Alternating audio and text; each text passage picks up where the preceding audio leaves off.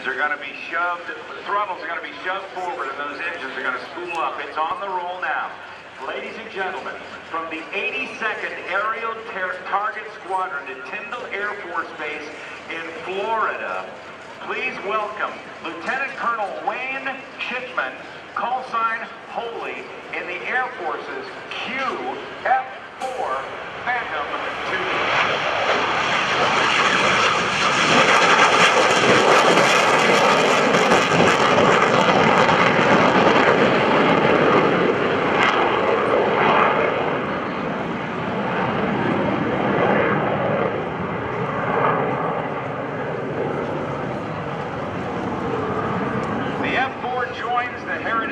Today from Tyndall Air Force Base. The F-4 has been assigned to Air Force units in Europe and the Pacific and stateside, our Air Guard and Reserve forces, as well as the air forces of many of our allied nations. The pilot, again, is Lt.Col Wayne Chitmon. And what's he about?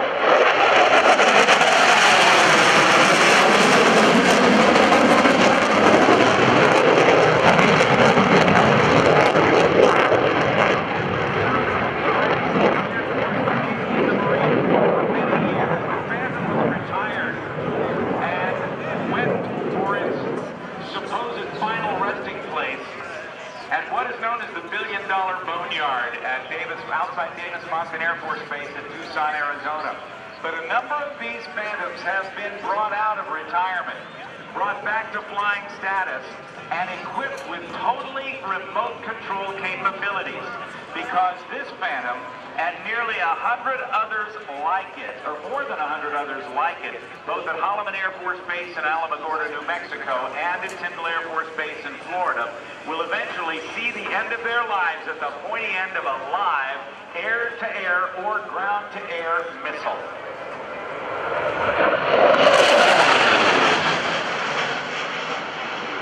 They are designed now to end their lives as a target. They will be destroyed, ladies and gentlemen. About 70 remain. As I recall, about 70 remain at Holloman and another 70 or so at Tyndall.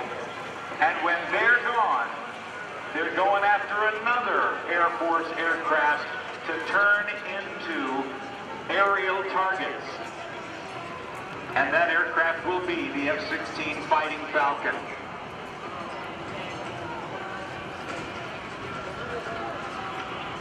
Now, if you'll look to the right, you're going to get a chance to see the Phantom in its third and final pass.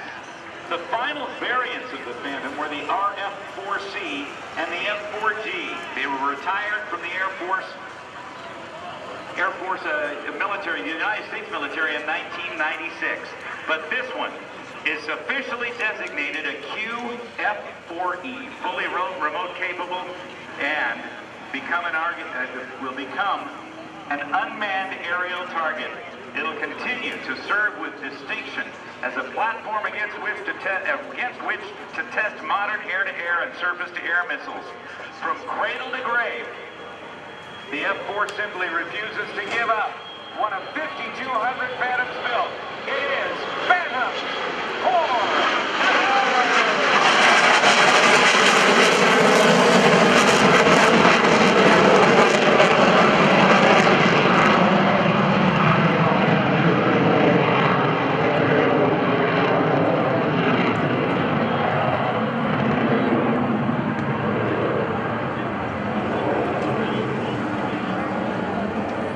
Now, ladies and gentlemen, I mentioned that eventually the F-16 will replace the Phantom as those aerial targets. Over 4,000 F-16s have been built in many different variants, but what we see taken off right now, on the left, piloted by Major Brian Congdon, his call sign is Thorr. This is the current iteration of the Air Force's F-16 Fighting Falcon that we call the Viper.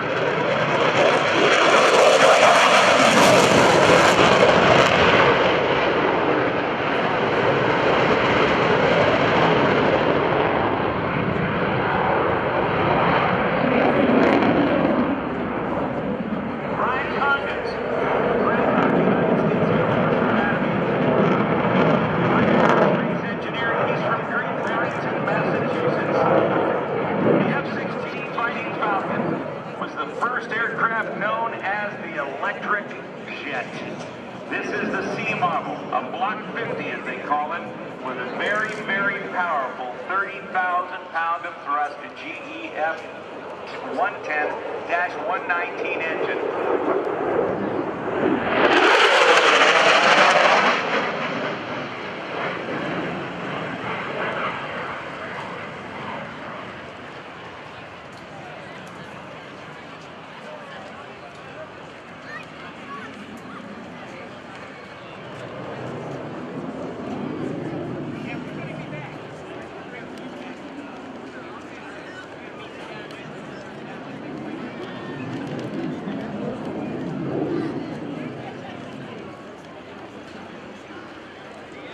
Now the F-16 Fighting Falcon is inbound from the left and will soon join up for the Air Force Heritage flight, but this aircraft can go over 1,300 miles per hour at top speed, up at an altitude of 40,000 feet. With a wingspan of just 33 feet, a length of 49 feet 4 inches, a height of 16 feet 8 inches, and that GE F-110-229 engine gives it that 30,000 pounds of thrust. It actually weighs less than the power of the engine, which enables it to go straight up in ballistic flight. From the left, in a slow-speed pass, the electric jet, Major Brian Thorr Congdon, from Shaw Air Force Base and the 20th Fighter Wing.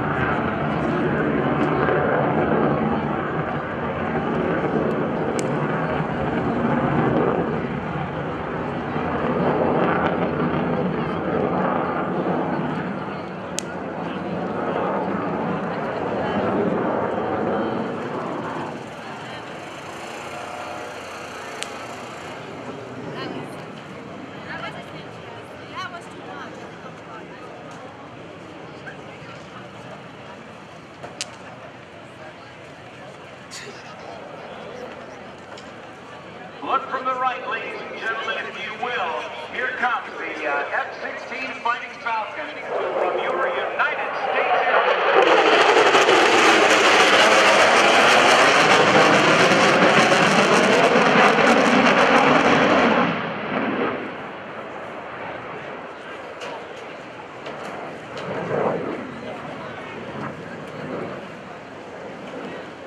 Now, if you'll look behind you, we're going to have an opportunity to see what we call a rejoin with Wayne Chitmon, Lieutenant Colonel from the United States Air Force, in the QF-4E Phantom II, an aircraft that could fly more than twice the speed of sound, and the current day Air Force fighter, the F-16 Fighting Falcon, flown by Major Brian Congdon. Look for the rejoin as Brian can bring a foot on the brakes and find the information right next to the end.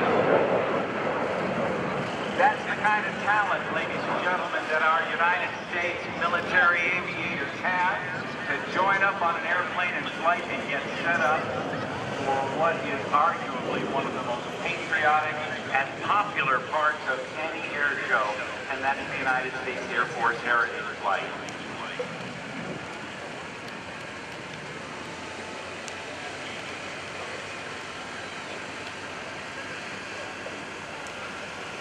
Let me take a moment to describe the unique history of what you're about to watch. In 1997, the leaders of Air Combat Command assembled a select group of retired military and civilian performers to celebrate the 50th anniversary of the United States Air Force. From this gathering was born the Heritage Flight, a unique visual representation of the Air Force's history from the days of the Army Air Corps to the present. What started out as a one-time event has grown in popularity and demand, and now heritage flights are performed at air shows and special events in the United States, and around the world. Please turn with me now as you look to the right as we see flying in formation the United States Air Force UF-4E Phantom II, piloted by Lt.Col Wayne Chitmon, and the U.S. Air Force F-16 Fighting Falcon, flown by Major Brian Congdon. From the right, our first pass of the United States Air Force's Heritage Flight.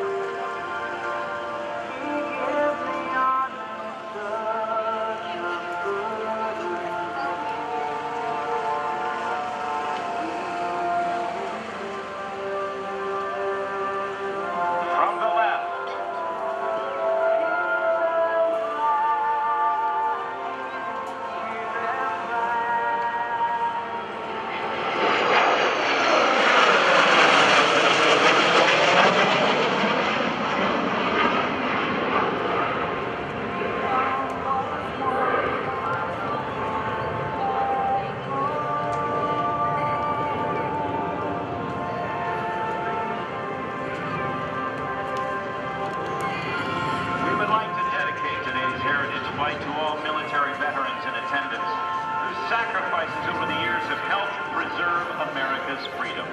We hope you enjoy watching this rare formation of classic and current United States Air Force aircraft on our journey from heritage to horizon.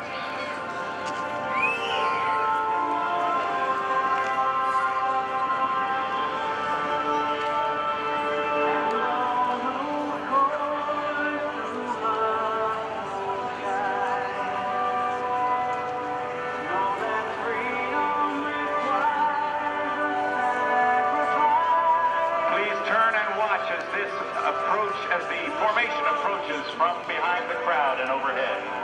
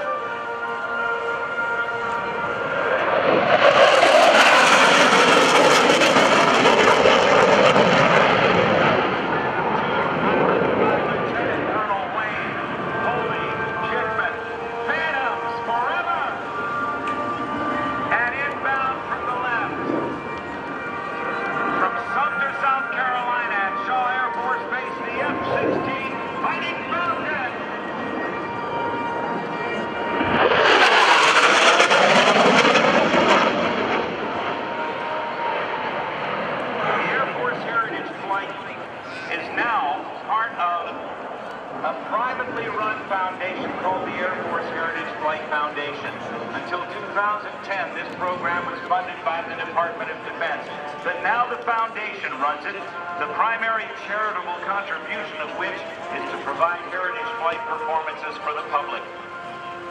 With World War II, Korean, and Vietnam era fighters dramatically displaying U.S. Air Force air power history as they fly beside the current aircraft of the United States Air Force.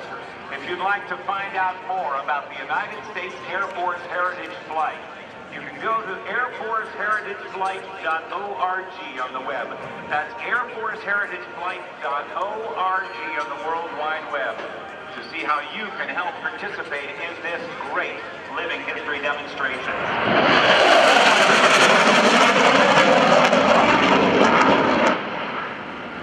The combination of vintage warbirds and contemporary fighter aircraft flying in formation forms an aerial monument and a celebration of United States Air Force history and predominance. It's time to make warplane history and the legacy of the United States Air Force accessible to all Americans, and the Heritage Flight program is the best vehicle to tell this story. AirForceHeritageFlight.org. Here comes Thorr, Major Brian Congdon.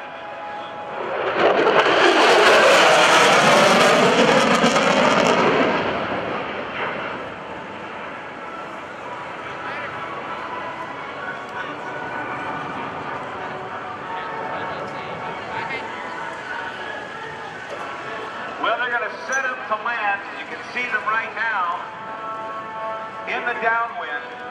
I believe we'll see the wheels come down on the F-4 Phantom. Lieutenant Colonel Wayne Chitmon at the controls of the QF-4E Phantom II. Once again, an aircraft which served with distinction in the United States Navy, Marine Corps, and of course the United States Air Force. Now fully remote control capable from a van on the ground. And the remote control pilots fly this aircraft daily.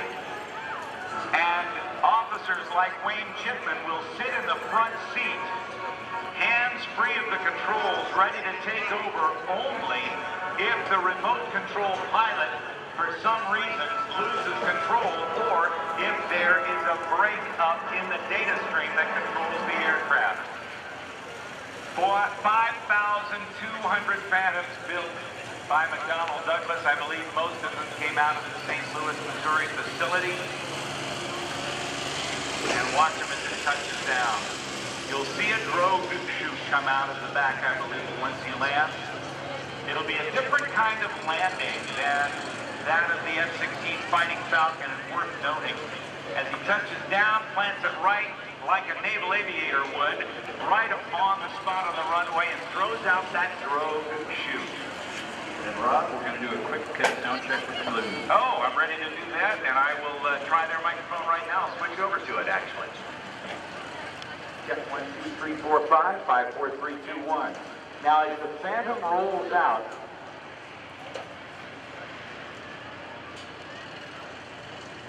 testing 1, 2, 3.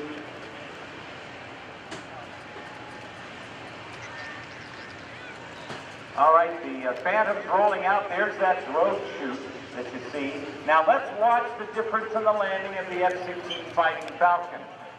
Thorr will keep the nose wheel off the ground as long as possible, still planting it right on the mark where they wanted to put it, just like the Navy guys would. Testing 1, 2, 3, 4, 5. Testing. Testing 1, 2, 3, 4, 5. There's any change in that? Fixing it up. And then when the aircraft slows down, he'll let the nose down. But Thorr keeps the nose wheel off the ground using the wings and fuselage to help slow them down with what is called aerodynamic braking. Testing 1, 2, 3, 4, 5. Testing 1, 2, 3, 4, 5.